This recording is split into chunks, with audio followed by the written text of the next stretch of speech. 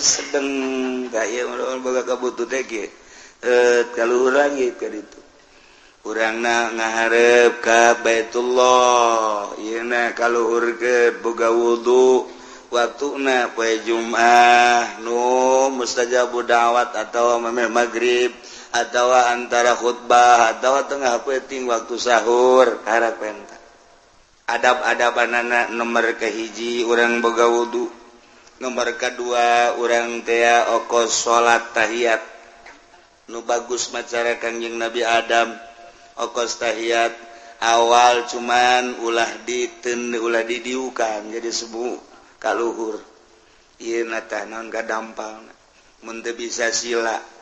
ileungeunna kaluhur langitkeun ka ditu set lamun urang keur boga kabutuh mah kieu ulah dirapetkeun leungeunna tapi dicarangkeun saeutik ulah carang teuing kieu teuing ulah capek ongkoh jakabeh ge langit bumi meunang ngadamel Gusti Allah Subhanahu wa ta'ala. Sadarkeun diri urang bahwa urang teh nanyeun Allah. Di tengah-tengah kesadaran Gusti sadar abdi teh manusia meunang ngadamel Gusti ngan abdi loba kabutuh Gusti penta tuh kai naon butuh sia ieu ari mata nuluhur perem kene nu hudang nu handap geusudang sok miheulaan Gusti teh ai subuh aya mata mah perem kene tapi ieu nu handap geusudang abdi butuh naon supaya nu ngome kitu tah siapa asal jore tak kebutuh kos gitu ya Gusti atuh kos gitu bae bebeja ipan Gusti pangeran tuh gitu kan kayak aing dikiriman asal jangan ngadoa ka aing tuh kan ngadoa surang keur kieu we butuh Gusti kunaon aya aing nu endeuh di hareupan mah awewena jang uma-ome ka abdi ngan ieu modal abdi sadar abdi ge ngadamel Gusti ieu ngan abdi teu boga jang mas kawina bejana nyana hayangna 50 gram eta abdi malah sugan aya nu sugih pae aju hartana dikaabdikeun jakeuna teh sing ngadoa bae tu ka aing ka Allah pan aing pangeran geus urang geus kawin Gusti hayang boboncengan abdi jeung pamajikan abdi ente kudu nu bagus-bagus pangmelikeun mobil Fortuner gede jasa kayang tak budak atur mah sapeda ke gedenya na Fortuner budak tadi yang mas kawin gese yang Fortuner blon teh budak is tapi pan pangeran Gusti mah atuh pas kitu nah kabelah dieu Gusti abdi teh hayang tuba nina lah abdi mah hayang jualan teu kudu hese-hese boga supermarket teh Gusti 5 bayar eta ka aing cak Allah aing pangeran sia tuh kan di tengah kesadaran bahwa urang teh makhluk Allah anu lemah Allah maha kawasa lantaran kakawasaanna kurang geus katingali jeung karasa langit bumi sadayana kenging ngadamel Gusti maha kawasa Allah maha sempurna Allah maha deudeuh jeung nyaha Allah turunkeun ka deudeuh jeung ka nyaha Gusti di jero kakawasaan jeung kamaha sempurnaan Gusti abdi teh loba kabutuh ngadoa ka Gusti dibere carana ku Allah ieu tah ud'u rabbakum tadarruan wa khufiyah ud'u ngadarwa marane kabeh marentah marane kabeh ka pangeran maneh lantaran pangeran mah maha kawasa pangeran mah maha sempurna pangeran mah maha deudeuh jeung maha nyaah jaka bege kapan menang nyeun Gusti Allah sok penta pangeran maneh cuman make syarat mentana 2 syaratna tadarruan wa khufiyah mentana ka Gusti Allah teh penuh dengan DP-DP dan penuh dengan tazallul ngarasa rendah diri. Gusti abdi nu mantak menta teh abdi teh butuh, nu mantak menta ka Gusti teh japan nu Gusti sadaya-daya. Abdi teh moal menta ka makhluk da makhluk mah rusak, da makhluk mah riweuh. Moal menta ka jin ka setannya setan mah nu dibenduan ku Gusti. Moal menta ka hewan-hewan ya hewan ge sarua bae dadamelan Gusti. Mending ka Gusti penuh keyakinan bahwa Gusti sadaya daya anu ngadamel nu masihan nu nyabut. Lamut ya lima atait lamut ya lima manata wala man ya lima. Naon eta kalinya? Tuh kan. Laman ya lima atait wala mut ya lima manata. Moal aya anu bisa nahan ketika Allah mere, moal bisa mere ketika ku Allah ditahan. Wah be, sa Indonesia dek mere ka urang, Allah nahan moal bisa. Geus disiapkeun jang urang ku presiden, Allah ngaulah teu bisa. Eueuh persiapan disasage, tapi Allah dek mere moal aya nu bisa ngahalangan. Lamut ya lima manata, wala man ya lima ataita. Penuh keyakinan Gusti abdi teh loba kabutuh, abdi teh ieu teh kitu manusia hamba Gusti nu hina Gusti maha uninga kana kelemahan abdi kahinaan abdi. Tadarru urang di harapan Allah. Ulah menta ku takabur. Lamun menta ku takabur, cek Allah teh menta ka aing takabur. Okos eta jelema menta ka urang tapi tulak cangkeng. Leutik mentana mah teu hayang aing. Okos urang liwat aya preman, leutik mentana mah ngan saukur rokok teu hayang aing di premanan ku sia, ajeun gelut aing. Kunaon eta? Tulak cangkeng mentana. Teu nyawa aing jagoan, eta aing. Kapanggih jeung jagoan deui ngadu sia jeung aing, goblok meureunana. Boga sabaraha sia penca jeung aing, dan beres ya. Padahal mah mentana ngan rokok doang, kulantaran di premanan takabur teu aya. Tapi aya jelema, Haji mah kasep. Aing kasep, pada jore. Emang aing mah kasep memeh lahir geus kasep aing mah. Waduh. Di samping kasep Haji mah kadeleuna baraha. Sok ana naon bae sia mah. Asana jan manggih we kos Pak Haji mah model kos kitu. Geus we gitu. Urang dek kadinya nyanan dek kahana. Kek ku abdi pang nyanakeun sendana. Teu kudu teu dekat ini ke mana Pak Haji? Ayang ngilu kek dipangnyodokkeun bae pangayokeun panjadakeun tawadu ngaran. Pak Haji ieu motor saha? Motor Pak Haji. Yang kula banyak. Lah tuh ulah teh mah joreke bae dipangmeulikeun mantap. Eta ku ngadengena ge geus ser angin segar datang. Padahal mah bener yang teu mangmeulikeun. Geus seger. Kudu eta tawadu. Ulah teh mah motor prima lama engke ku aing sia dibelikeun Mio. Bukan, Masya Allah. Beneran Pak Haji. Aing mah jatilok ngabong sakali aing mah.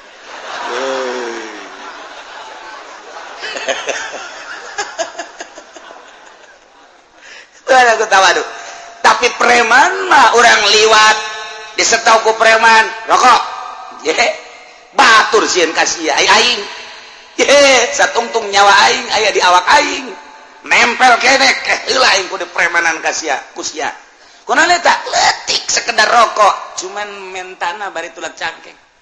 Preman ieu lamun sopan mah. Pak Haji, suka teh saha? Serinya ieu lah kalau waktu kieu bae. Sia keron di dieu. Lah tuh kula masa kieu ayana bae Pak Haji. Eta naon eta? Rokok. Ji bola oge sih. Emang saya ngarokok aya tah sopan masalah. Masalah sopan tah. Anak buah itu seberapa? Anak buah mah tuh loba di tugangan kula aya meureun 20 mah tah duitna tah ngeunaheun. Eta ngeunaheun sanajan di premanan tapi nyara sopan kan ngeunaheun. Eta ngaranna preman boga etika. Aku mah gitu. Tapi lamun langsung, rokok atuh. Keulanan. Kudu mere rokok kasih. Lain teu boga jeung lain teu barahan. Cara. Tuh, eta keur cara ka manusia. mata ka Allah ge Gusti bere atuh abdi pan Gusti mau sogi sia minta kos kitu apa cak Allah teh balik bere ku aya gitu ku ge jak ka manusia bae di peremanan teh orang meremanan ka Allah Gusti pan abdi mah ieu jagoan masa teu dibere ku Gusti tolol meureun cak pangeran meremanan aing jadi disiksa sia ku aing jadi kudu tabarruan kudu DP orang kagusnya ditambah wa khufiyatan ulah panjang-panjang jeung ulah gandeng-gandeng minta ka Gusti Allah mah ulah gandeng-gandeng Allahumma ya Allah sorangan maksudna di masjid ya Allah ya Allah ya Allah urzuqni ya Allah zaujatan jamilah ya Allah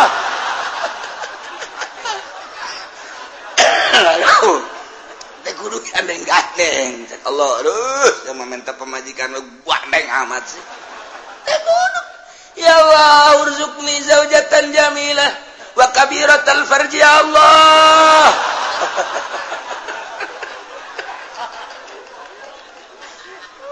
tah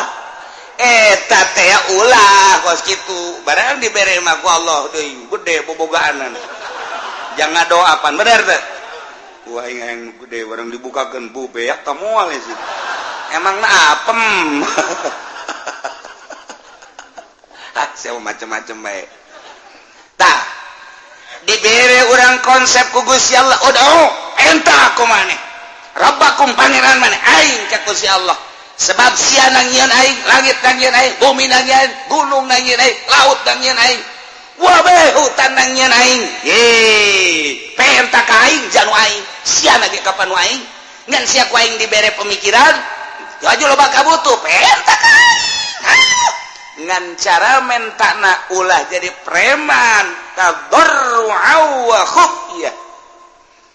DPDP ai menta mah wa khufyatan jeung nyamar suarana urang ge sasamaran ka Gusti Allah nu mantak loba zaman Kangjeng Nabi Sulaiman kiai-kiai ngadoa lantaran eueuh cai teu diijabah belah ditu ulama ngadoa teu diijabah berikut Kangjeng Nabi Sulaiman teu diijabah aya naon Gusti nu sejen mah lantaran tararite ngadoana nu sejen gitu kene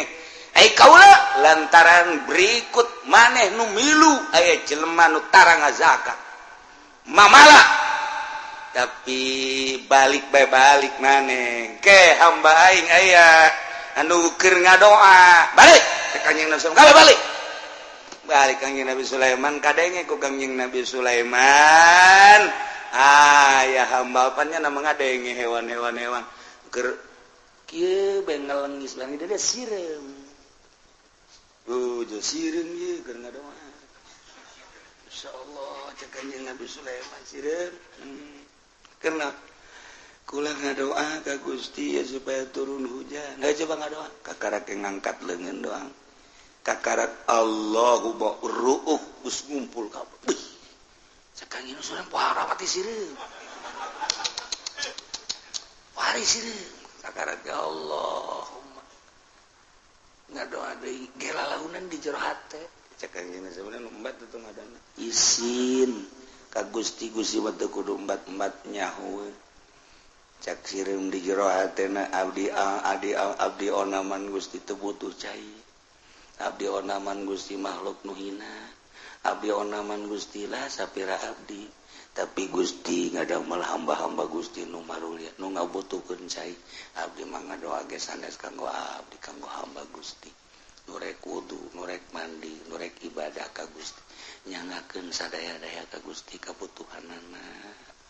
di jero hate brung teu hujan Kangjeng Sulaiman gedeg ele aing Gusti sireun Masya Allah tuh eta kudu di jero hate gadoana entah Allahumma kikieuan komo urang ngadoa dinu sugih abeh meureun urang pajar abuya panjang ngadoana ge jamual leungit ka kiaian sanajan pendek ngadoana ieu mah masyarakat geus kieu ngadoa pajar pendek panjang teuing kahandap leungit sampai pegel kahandap kadengena bangun deuk ngeusan naik deui ka luhur masyarakat amin amin bangun deuk ngeusan brek panjang keneh bae nya nyileuk ka babaturanna kicep silih kicepan turun deui ka handap datang ka kieu beres amin ge ditatarina amin amin datang amin datang ka usaha edan ngobrol panjang teuing nya itu ngobrol atuh lain ngaminan panjang teuing ka dituna teh kiai ku bloon teuing teh si kiai dititana ge tadarru wa khufyah komo jeung masyarakat loba mah atuh kabutuhna bae naon ieu teh keur ngariung butuhna teh butuhna dia butuh pangampura atuh geus ulah loba-loba disesuaikeun jeung kabutuh Kangjeng Nabi ge pusatna tilok hayuh bae doa asa buala rupa janteu ieu butuh naon butuh cai Allahumma isqinal ghaitsa ya Allah ya mughits ieu butuh naon ieu teh butuh teh kitu supaya maju usaha didoakan ku Kangjeng Nabi supaya sugih ya ghaniyu agnihu ya Allah jadi sakadar kebutuhan ngadoa poe mah diborong kabeh hizib dibaca hizib dasor sakumaha deuk perang hizib ripai dibaca deh bau budak sakumaha jagoan namun aya kiai nu kos kitu rantai prakusia di rantai beneran nih di rantai tah ku Ki Uci aja nanya datang we ka aing salah naon ku lagi aing kunaon nek dirantai ku masyarakat doa panjang teuing sialah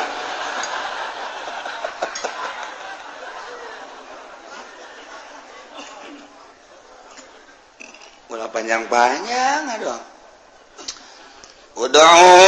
rabbakum tadarruan wa khufyah Abu Musa al-Asy'ari anu makamna teh di Yordan ketika orang datang ka wadi nu cai mancer pernah ditincak ku Kangjeng Nabi Musa lewat orang dekati ka ditu belah kiri aya gunung naik ka luhur etalah makomna masyaallah jadi sahabat ka mancanagara nu ka Suriah nu ka Iran nu ka Irak nu ka Mesir, nu ka Yordan ternyata di Yordania ribuan sahabat di antara ya Abu Musa al-Asy'ari kula nanya itu jalan ke mana ceknya jalan ke Bakom Musa al-Asy'ari luhur ka gunung bisa mobil letik teu bisa mobil bus ya Allah eta di tempat Kangjeng Nabi Musa mawa pamajikanana kemudian dahaga diketik sai datang ka ayeuna herang bae jeung teu nyaho ti manana haju kitu amis caina kemudian teu beak-beak datang ka ayeuna waduh urang mandi di terus berangkat tuh ke arah tih ka ditu anu zaman Kangjeng Nabi Musa dina Al-Qur'an aya ka laut merah ka ditu nah memeh datang kiri aya makam naik ke luhur ieulah Abu Musa al-Asy'ari nu pernah kumaha ketika perang jeung Kangjeng Nabi beserta para sahabat begitu perang naik kuda serang ternyata begitu nyerang aya wadi jurang jero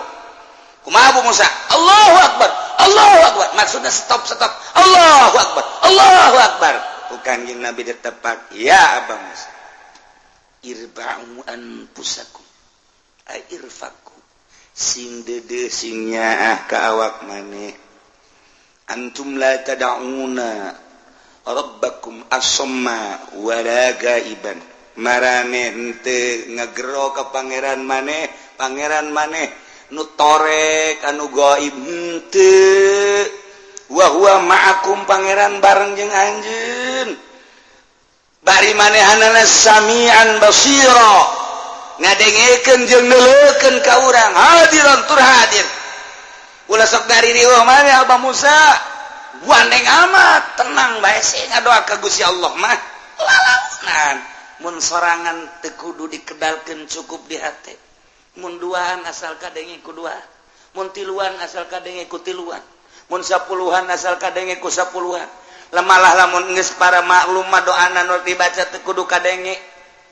ku sapuluhan ku 20-an ge da geus maklum kecuali lamun teu maklum cara Kangjeng Nabi nu mantak sahabat ngariwayatkeun Kangjeng asar doa ieu Kangjeng zuhur doa ieu Kangjeng magrib pernah ngadoa ieu Kangjeng teh di anu pernah ngadoa ieu berarti Kangjeng Nabi kadenge ku sahabat ngadoana nu mantak diriwayatkeun ku ieu Kangjeng pernah ngadoa ieu tah ieu di dinya Kangjeng berarti kadenge mantak ditalar katalar ku sahabat nah ieu mah urang unggal ngariung jeung kiai eta teh kadenge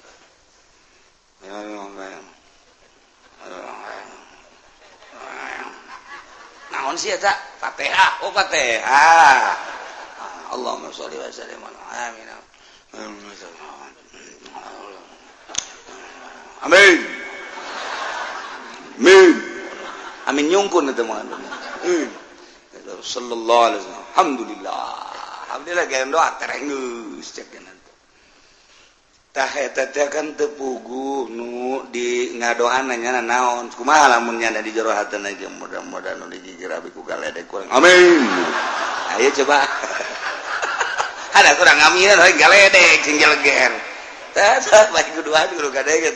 gadege ukuran eta bae ieu mah ngariung liman sampai kertoa di luhur Allahumma salamatan alaina Allahumma inna nas'aluka ridhaka wal jannah bos aku mana ka Makkah ya dek umrah meureun wa na'udzubika min sakhatika wan nar ieu ngadoa bu salah tante jelema keur naon sih teh di masjid orang ngariung ul masa ridhaka wal jannah wa na'udzubika min sakhatika bener mah bener teh doa tapi lain pakna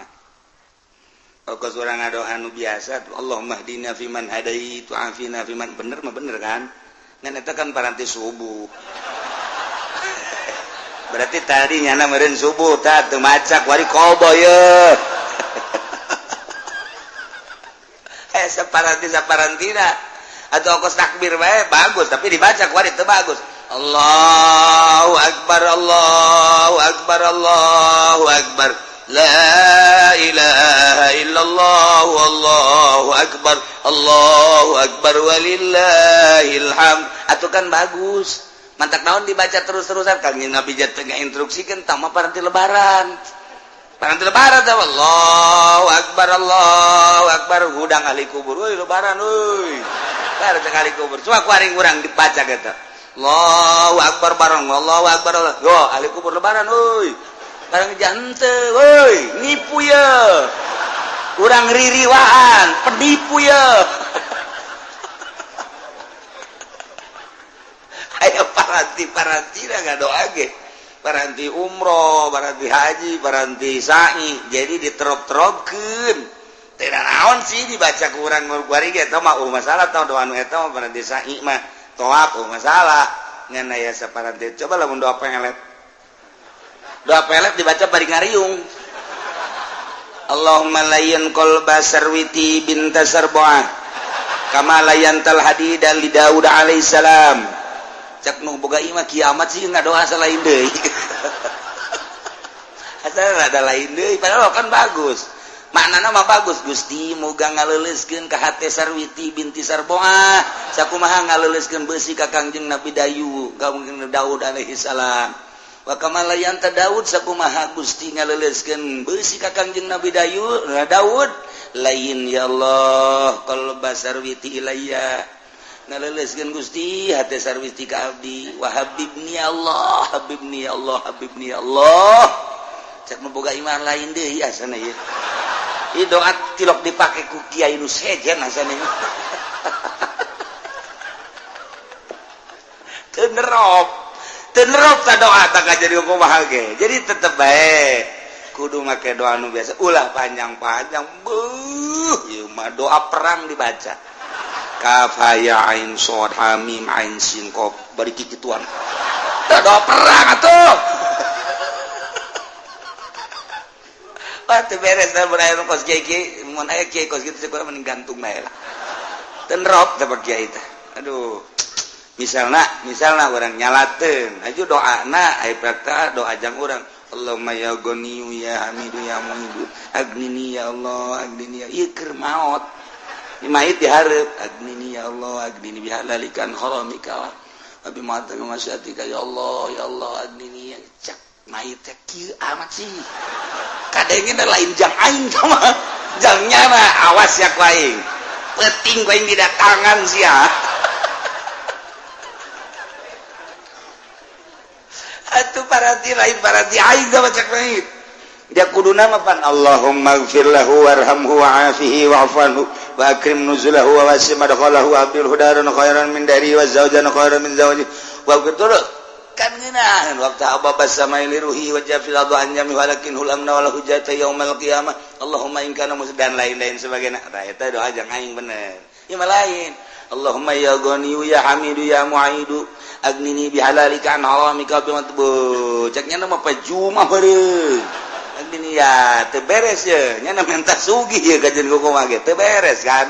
tah ulah kos kitu mait ge boga rarasaan nya teu pas doa